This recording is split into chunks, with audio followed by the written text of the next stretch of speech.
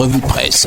Mardi 12 novembre 2024, madame, monsieur, bienvenue à la revue de presse sur ITFM 103 et Cam News 24 à la une, le quotidien mutation. Poulet en chair, mais plus cher. Pourquoi les prix de cette volaille explosent à une quarantaine de jours des fêtes de fin d'année? Page 7 pour plus de précision. Quittons mutation pour le quotidien Le Jour à la une. Affaire Martinez-Zogo, le cri de colère des avocats de la défense nous est signalé dans les colonnes de ce journal. Les 17 exceptions soulevées par les avocats de Jean-Pierre Amougou-Belinga et Maxime Eko ont été rejetées. La modification de l'ordonnance de renvoi pour requalifier les faits suscite une nouvelle controverse. Certains avocats parlent d'un scandale juridique. Page 3 pour plus de précision. Toujours avec le quotidien Le Jour, Bois-d'Ibo, une manifestation contre la spoliation des terres. Des riverains ont observé un mouvement d'humeur samedi 9 novembre 2024 pour décrier la gestion du chef de ce village situé dans le département du Mungo. Page 3 du quotidien Le Jour pour plus de précision.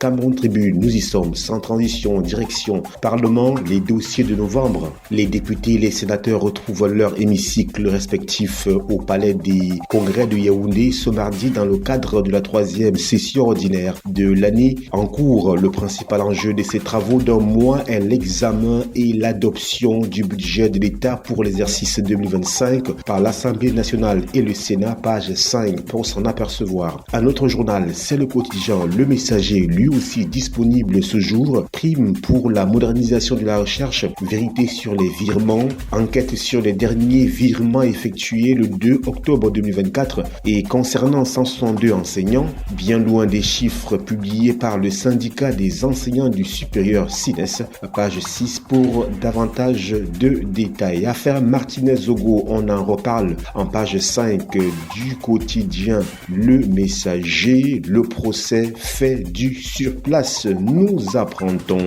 Le point hebdo à la une, RDPC, guerre des tendances, malaise, le plomb, page 10 et 11, peut-on lire à la une de ce journal. Élection présidentielle, UNDP, candidature de Paul Biya, ça bouillonne, nous dit le point bi-hebdo à la une de cette édition. Quotidien, un autre journal, insécurité foncière, plus de 31% du patrimoine foncier de la SIC est sans titre de propriété.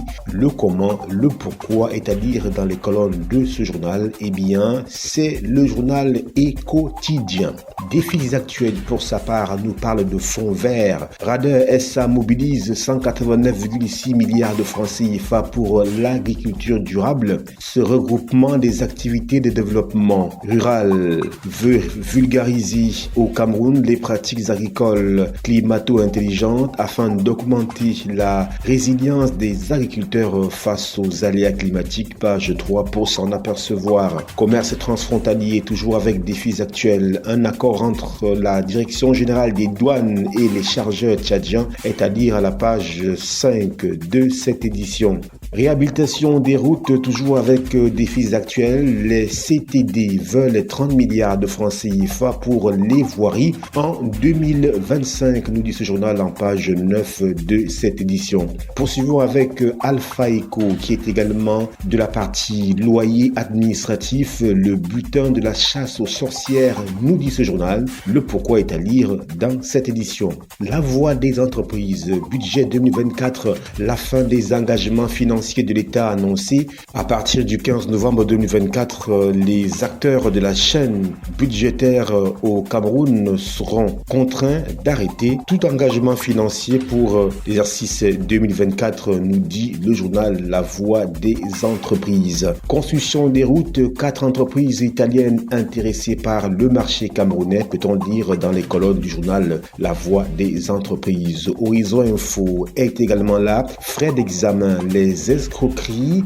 dans les écoles. Les établissements scolaires camerounais pratiquent des frais d'examen excessifs en violation des recommandations du ministère des enseignements secondaires, contraignant les parents à payer jusqu'à 19 000 francs CFA pour le probatoire alors que le prix officiel est de 14 000 francs CFA. Page 5 pour lire ce tripatouillage. Toujours avec le journal Horizon Info, urbanisation de Marois, les C2D portent ses fruits.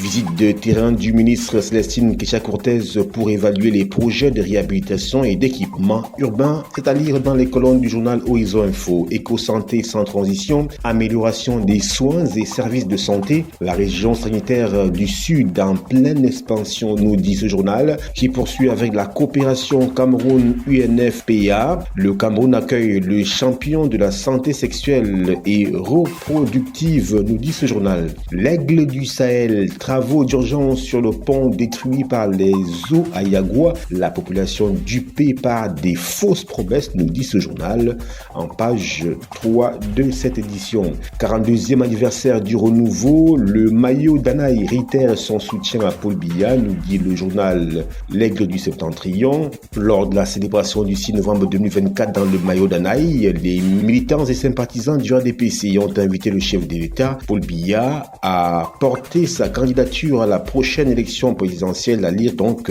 tout ceci aux pages 5 et 6 du journal L'Aigle du Septentrion. Poursuivons avec le drapeau Suisse-Cameroun ensemble pour booster les PME. Le ministre Achid Bassili-Keng III a rencontré son excellence Nathalie Colli, ambassadeur de Suisse au Cameroun, le 8 novembre 2024 pour discuter des opportunités de coopération dans les secteurs des petites et moyennes entreprises, de l'économie sociale et de l'artisanat. Cette rencontre vise à tirer parti de l'expertise suisse en matière d'entrepreneuriat et d'innovation tout en explorant des initiatives communes pour soutenir le développement des PME camerounaises. Page 3 pour plus de détails. Réintégration des ex-combattants toujours avec le journal Le Drapeau. Une nouvelle vision avec Zongon Alienou. Page 4 pour s'en apercevoir. Poursuivons avec l'info à chaud à la une. Déclaration sur l'abandon des Camerounais ensevelis suite aux éboulements survenus à la falaise de Tchang. Kamto accuse le régime RDPC d'avoir laissé piéger les Camerounais par les éboulements. C'est à lire en page 3 du journal L'info à chaud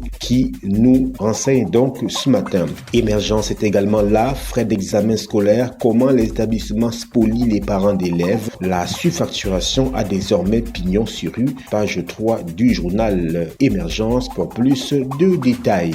Falaise de Tchang, Djongouté, cible de vives critiques, c'est-à-dire dans les colonnes de ce journal. Santé du Litacol contrefait en circulation, toujours avec Émergence. En 42 de Paul Biya, que vaut l'appel de la Mefouille à Connor, pour l'interrogation. Membre titulaire du comité central du RDPC, Gaston Elounou Somba s'est exprimé à ce sujet. Direction, page 5 pour plus de détails. Le quotidien, l'économie, dette intérieure et extérieure, les entreprises publiques les plus endettées, elles sont classées dans la note de conjoncture récemment publiée par la Caisse autonome d'amortissement du Cameroun. Eh bien, direction le quotidien de l'économie pour s'en apercevoir. Voilà, madame, messieurs, c'est la fin de la revue de presse édition de ce mardi 12 novembre 2024 sur ITFM et CamNews 24 émettant depuis Garoua, Christian Woré, Yves-Anselme Tadiofo, Doudou Emeline Amadou, Justine Nekwanoudji et Ghislain Kungang, c'est l'équipe type. Nos programmes se poursuivent. C'était la revue de presse.